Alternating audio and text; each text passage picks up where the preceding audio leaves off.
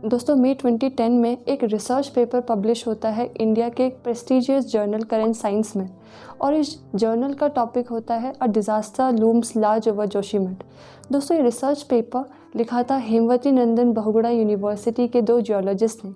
उनमें उन्होंने लिखा था कि NTPC national thermal power corporation के अंडर बन रहे 520 मेगावाट के Tapovan Vishnugarh hydro electric project के चलते जो ज़मीन के अंदर खुदाई का काम चल रहा है उसने एक एक्यूफायर को डैमेज कर दिया था दिसंबर 2009 में, और इस पंक्चर के चलते करीबन millions of litres of water हर दिन लीक हो रहा था। और उन्होंने ये भी इंडिकेट किया था कि जो ये लीकेज है आने वाले टाइम में इस एरिया में लैंड सब्सिडेंस का खतरा अराइज कर सकता है। दोस्तों लैंड सब्सिडेंस का मतलब होता है अर्थ सरफेस का नीचे नीचे धंसते चले जाना। इसको आप इंग्लिश में सिंकिंग ऑफ लैंड भी कह सकते हैं। इसके दोस्तों नेचुरल रीजन्स भी हो सकते हैं और मैन इंड्यूस्ड रीजन भी हो सकते हैं। नेचुरल रीजन में जैसे कि टेक्टोनिक प्लेट्स का मूवमेंट और सी वाटर लेवल का राइज होना, और मैन इंड्यूस्ड रीजन्स में जैसे कि ग्राउंड वाटर का लॉस हो जाना और ओवर कंस्ट्रक्शन किसी पर्टिकुलर एरिया में करना, और किसी रीजन में प्रॉपर वाटर डिस्पोजल सिस्टम का ना होना हो सकता है। खैर दोस्तों ये तो था लैंड सब्सिडेंस। अब वापस आते हैं अपनी रिपोर्ट में। तो जब एचएनबी गढ़वाल यूनिवर्सिटी के दोनों जियोलॉजिस्ट ने अपनी रिपोर्ट में इस खतरे के बारे में इंडिकेशन दिया, तो हमारी गवर्नमेंट ने उसके खिलाफ उसमें काम करने के बजाय उस सीरियस इशू को ही साइड कर दिया, उसको ही भुला दिया। और दोस्तों जब यही सीरियस इशू एक डिज़ास्टर के फॉर्म में सामने आता है तो फिर रिजल्ट तो आपके सामने ही हैं। दोस्तों जोशीमठ में लैंड सब्सिडेंस का कारण बताने से पहले मैं आपको जोशीमठ के बारे में इंट्रोड्यूस करना चाहूँगी कि जोशीमठ कहाँ सिचुएटेड है, क्यों ये प्लेस को एक इम्पॉर्टेंट प्लेस माना जाता है, और कुछ इम्पॉर्टेंट पॉइंट्स। तो इन सभी पॉइंट्स को जानने के लिए इस वीडियो में बने रहें।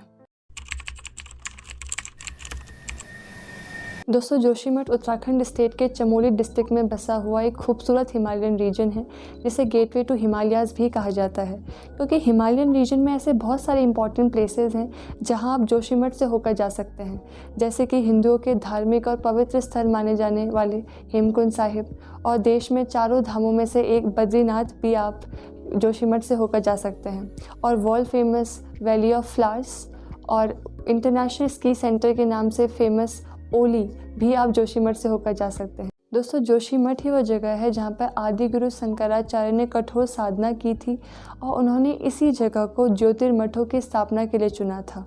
बहुत सारे ज्योतिर्मठ होने की वजह से ही इस रीजन को ज्योतिर्मठ या जोशीमठ के नाम से जाना जाता है।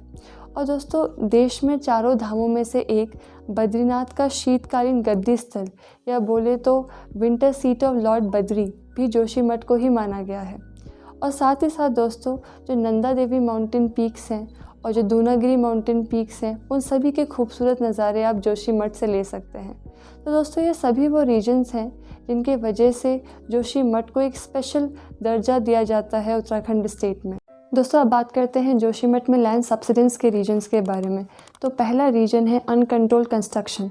दोस्तों 1976 में एमसी मिश्रा जो कि उस टाइम के गढ़वाल रीजन के कमिश्नर थे, तो उनके अंडर एक कमेटी का फॉर्मेशन किया गया मिश्रा कमेटी के नाम से।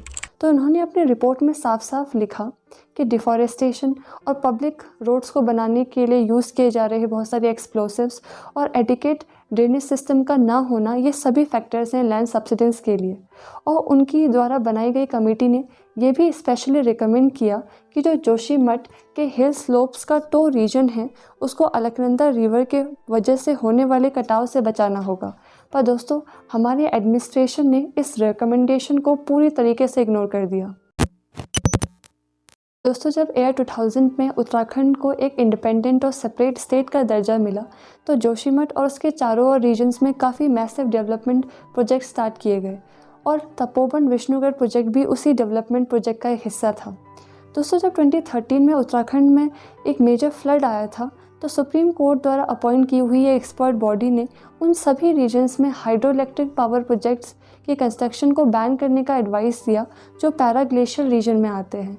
पर इस एडवाइस को भी इग्नोर कर दिया गया, और बहुत सारे हाइड्रो इलेक्ट्रिक प्रोजेक्ट्स के साथ साथ जो तपोवन विष्णुगढ़ प्रोजेक्ट था उसका काम भी चलता रहा। दोस्तों ऐसा ही कोई केस हिलोंग मारवाड़ी बाईपास का भी है, जिसके फॉर्मेशन के लिए जोशीमठ के टो हिल्स के रॉक्स को काफ किया गया था, ये कहकर कि ये बाईपास शहर में बढ़ रहे ट्रैफिक को कम करेगा और साथ ही साथ टाउन के बढ़ते हुए बर्डन को भी कम करेगा। पर शर्त ये रखी गई थी कि इस बाईपास का फॉर्मेशन रॉक्स के जियोलॉजिकल, जियोफिज़िकल और जियोटेक्निकल चीज़ों को टेस्ट करने के बाद ही किया जाएगा। पर दोस्तों इस रिकमेंडेशन को भी एडमिनिस्ट्रेशन के द्वारा पूरी तरीके से नज़रअंदाज किया गया। दोस्तों फेब 2021 में ऋषिगंगा और धौलीगंगा में आई हुई फ्लड भी एक मेजर रीजन मानी जाती है जोशीमठ के लैंड सब्सिडेंस के पीछे। इस फ्लड ने विष्णुगढ़ प्रोजेक्ट को भी काफ़ी डैमेज और काफ़ी नुकसान पहुंचाया था और इस फ्लड में करीबन 200 लोगों की जान भी चली गई थी। तो दोस्तों इसलिए लोग चाहते थे कि इस प्रोजेक्ट को कम्प्लीटली बैन कर दिया जाए, इसलिए उन्होंने काफ़ी डेमोन्स्ट्रेशन भी किया था, पर फिर भी एडमिनिस्ट्रेशन ने उनकी कोई बात नहीं सुनी और ये प्रोजेक्ट लगातार चलता रहा। तो दोस्तों ये कुछ वो रीजन थे जो जोशीमठ के लैंड सब्सिडेंस के लिए जिम्मेदार थे।